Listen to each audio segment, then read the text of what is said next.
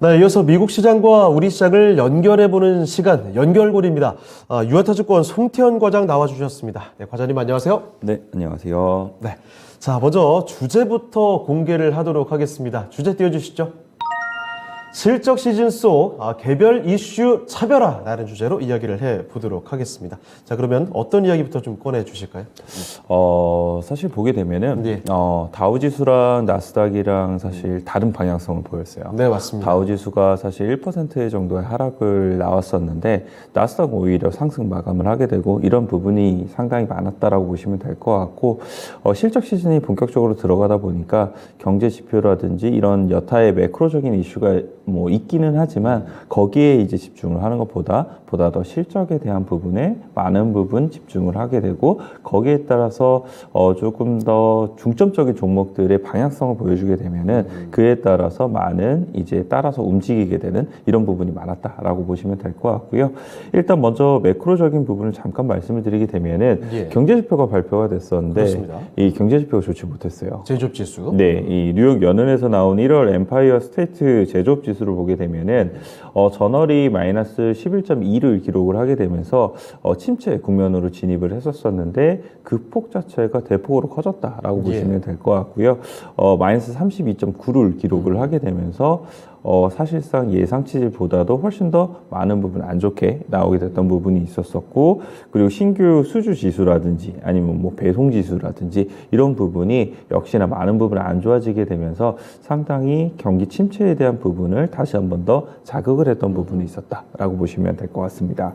그리고 또 하나를 이제 말씀을 드리게 되면은 이 경제 지표는 아닌데 설문조사에 대한 부분이 있었어요. 네. 이 뱅크 오브 아메리카에서 펀드 매니저를 대상으로 이 설문조사를 했었는데 이 뉴욕 증시 관련돼서 어떻게 생각을 하느냐라는 부분에 대해서 이야기를 했던 부분이 있었었는데 미국 주식 같은 경우에 비중 축소를 해야만 한다라고 이제 이야기를 했던 비중이 한 40% 정도. 40%. 네, 라고 이야기를 했던 부분이 있었었고요.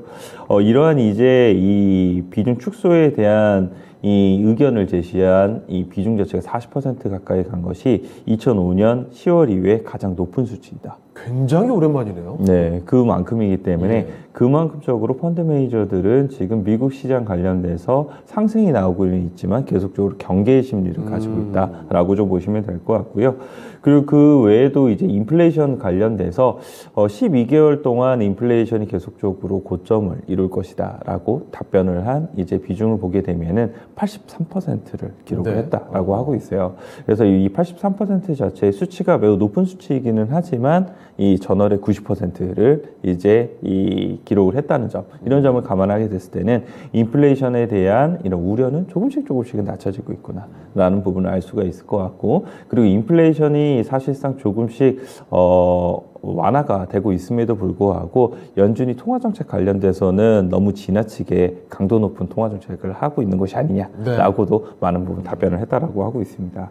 그리고 마지막으로 보게 되면은 이 신흥시장이라든지 아니면은 유럽시장 관련돼서 어떻게 생각을 하느냐에 대한 부분에 대해서 답변을 했던 부분을 보게 되면은 26% 정도는 신흥시장에 관련돼서 비중 확대를 해야만 한다라고 얘기를 했고요. 한 10% 정도는 유럽시장에 비중 확대를 해야 된다라고 얘기를 하게 되면서 오히려 신흥시장이라든지 유럽시장 관련돼서는 투자 심리가 조금씩 좋아지고 있다라고 이러한 이제 설문 결과가 나왔습니다. 알겠습니다. 우리 시장의 입장에서는 오히려 좀 긍정적으로 볼 수도 있을 만한 이야기일 것 같은데 미국 주식을 줄이고 유럽이나 신흥국 시장으로 비중 확대 의견까지 나오게 됐습니다. 자, 이런 가운데서 구체적인 종목들도 좀 봐야 될 것 같은데 어제 좀 간밤에 가장 많이 화제가 됐던 건 역시 골드만삭스 이야기일 것 같습니다. 11년 만에 뭐 최악 이런 얘기 있더라고요.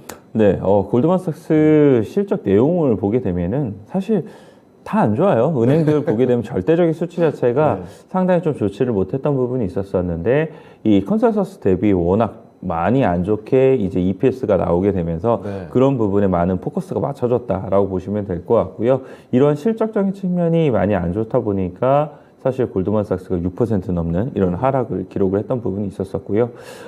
지난 이제 금요일 날부터 사실 금융주들이 실적 발표를 하게 되고 실적의 대부분 안 좋게 나오고 있었던 원인 중에 하나가 경기 침체로 인한 대손 충당금을 설정을 하게 되면서 거기서 안 좋아지게 됐던 부분이 상당히 많았었거든요. 그렇죠. 역시나 골드만삭스 같은 경우에도 이런 부분이 한 9.7억 달러를 대손 충당금을 설정을 하게 됐고 이 대손 충당금 같은 경우에는 전년 대비 한 180% 정도 증가한 수치거든요. 그래서 이런 부분이 결국 발목을 잡을 수밖에 없었던 부분이었다라고 보시면 될 것 같고요.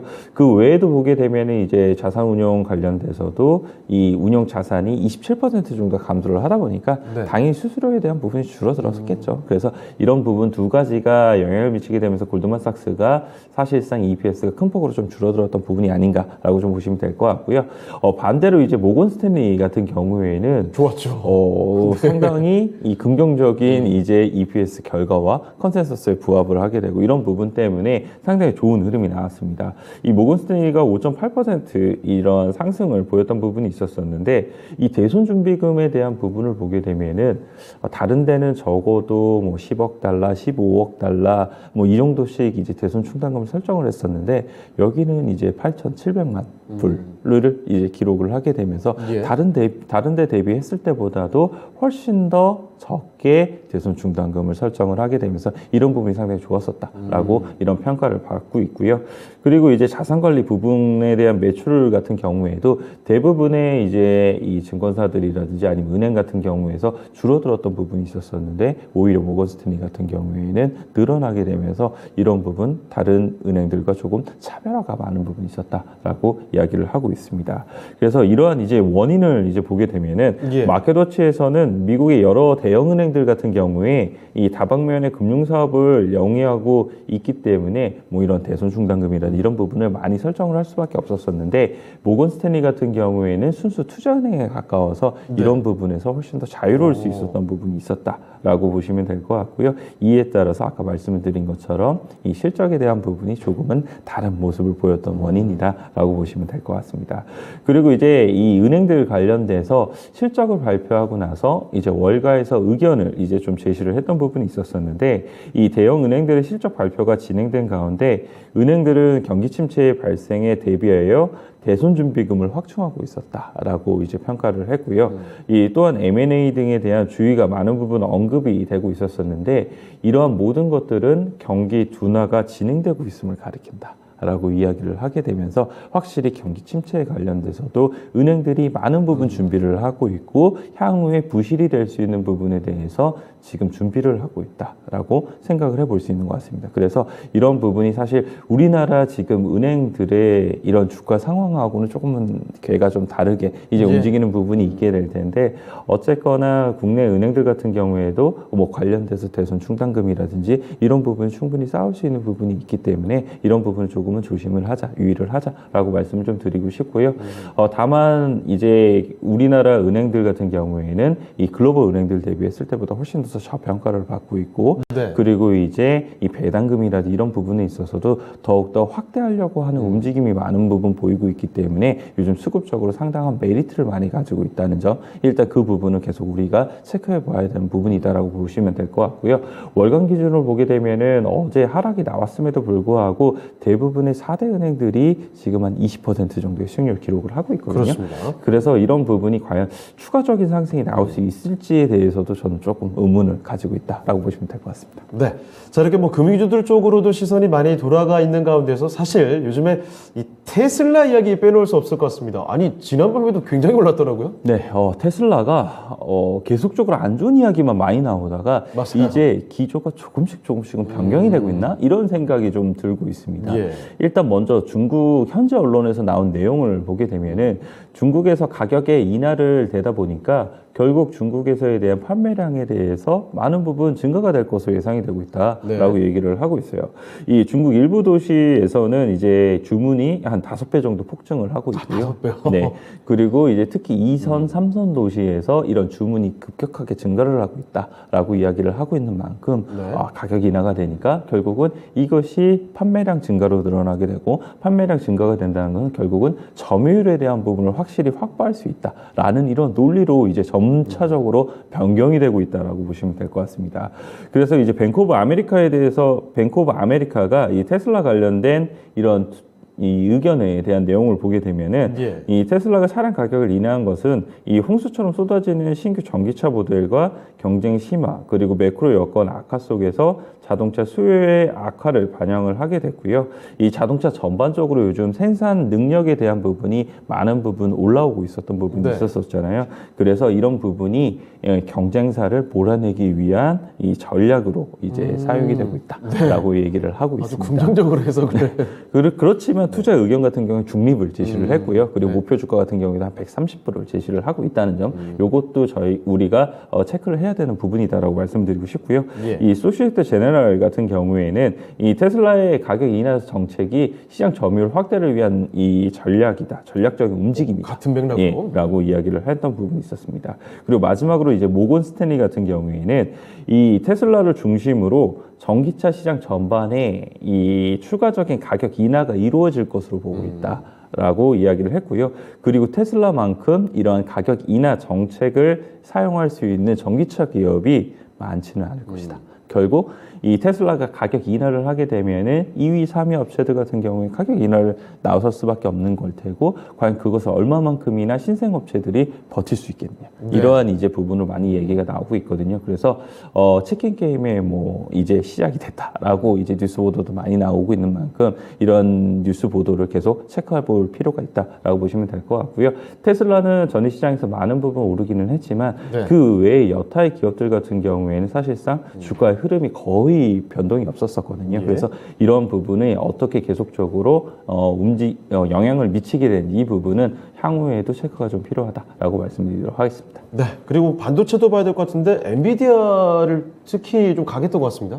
네, 엔비디아에 관련돼서 투자 의견에 대한 부분이 탑픽으로 좀 선정이 됐던 부분이 있었었고요. 역시 뱅크 오브 아메리카에서 어프라이얼드 머티리얼즈, 엔비디아 그리고 온세미컨덕터 이 세 개를 탑픽으로 선정을 했습니다. 이 반도체 섹터가 생각보다는 올해 연착륙이 가능할 것이다라고 얘기를 했던 부분이 있었었고, 그리고 AI라든지 아니면 클라우드 컴퓨팅 그리고 리쇼어링 뭐 이런 부분에 의해서 생각보다 수혜를 받을 수 있는 부분이 있다라고 얘기를 했던 부분이 있었었고요. 여기에 엔비디아가 수급적으로 조금 더 몰리게 되면서 한 4% 넘는 상승이 나오지 않았나 이렇게 생각해 볼 수 있는 것 같습니다. 네. 그리고 하나 더 보면은 그 로블록스의 상승이 대단히 좀 크게 나왔습니다. 오랜만에 이렇게 급등을 했던 것 같은데 이거 좀 어떤 내용인가요? 12월 이제 실적 관련돼서 네. 호실적에 대한 부분을 발표를 하게 되면서 좋았었다. 네. 라고 좀 보시면 될 것 같고요. 전일 시장에서 한 12%에 가까운 상승세를 보였던 부분이 있었었는데 2022년 12월 일평균 사용자 수가 한 18% 증가한 오. 이제 6,150만 명을 네. 기록을 했다라고 얘기를 했고요. 사용자들의 참여 시간을 보게 되니까 470억 시간을 이제 대단하네요, 사용했다라고 얘기를 하고 있습니다. 그래서 로블록스 역시나 겨울 방학이 되고 뭐 네. 이러다 보니까 다시 한 번 더 이러한 지표들이 올라오고 있는 것이 아닌가라고 생각을 해볼 수 있는 것 같고요. 12월 이제 매출을 보게 되면은 네. 사실 매출 부분에서는 그렇게 크게 증가를 하지 않았어요. 전년도랑 비슷한 부분이 있기는 했었지만 이런 부분이 이제 환율에 대한 영향 때문이었었다라고 로블록스 측에서는 좀 밝혔던 부분이 있었었고요. 12월 일간 사용자당 평균 결제액을 보게 되면은 6.99불에서 7불 정도를 기록을 하게 됐고 12월 결제액을 보게 되면은 4.3억 달러에서 4.39억 달러를 기록을 하게 되면서 전년 대비 17%에서 한 20% 정도 증가를 하게 되면서 로블록스 관련돼서 다시 한 번 더 매출액이 우리는 성장을 하고 있다라고 이야기를 했던 부분이 있었던 것 같고요. 네. 이에 따라서 로블록스의 주가가 잘 반영이 됐다 이렇게 보시면 될 것 같습니다. 네. 자, 이번에는 그러면 종목으로 넘어가 보도록 하겠습니다. 종목 공개해 주시죠.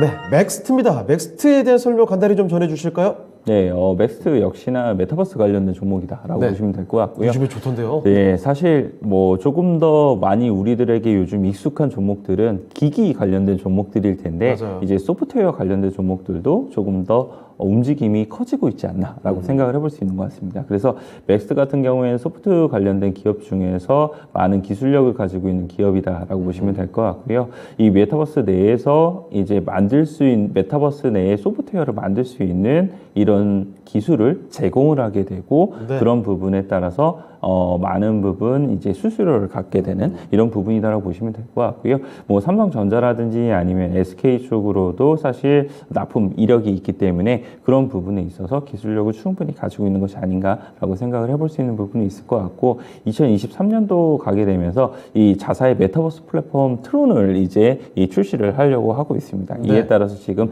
전략적으로 많은 이제 회사들과의 제휴를 지금 맺고 있다라고 보시면 될 것 같고요. 아까 말씀을 드린 것처럼 그 기술에 대한 부분을 더욱더 많은 부분 제공을 하기 위한 서비스를 지금 준비 중에 있다라고 보시면 될 것 같고 현실 기반으로 만들어지는 메타버스이다 보니까 그런 부분을 이용을 해서 뭐 불경 관련돼서 더욱더 많은 부분의 유저에 대한 부분을 확대를 하겠다, 확보를 하겠다라고 이야기를 하고 있는 만큼 그런 부분에서 메타버스 관련된 종목들이 계속 움직일 때마다 맥스트 관심 있게 좀 보시면 될 것 같고요.